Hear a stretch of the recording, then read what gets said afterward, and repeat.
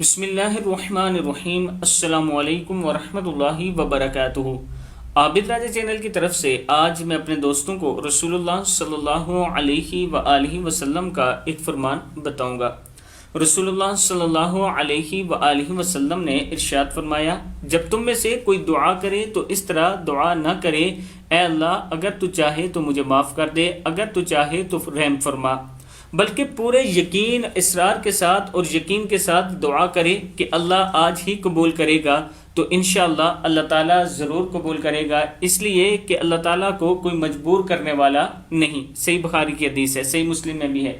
یعنی اس حدیث کا مفہوم یہ ہے کہ جب بھی آپ دعا کریں خشوع اور خضوع کے ساتھ اور یقین کے ساتھ کیا کریں کہ اللہ قبول کرنے والا ہے، اور اللہ کے حضور آنسو بہا کر دعا کیا کریں، سر سجدے میں رکھ کے دعا کیا کریں، انشاءاللہ اللہ تعالیٰ ضرور قبول کرنے والا ہے۔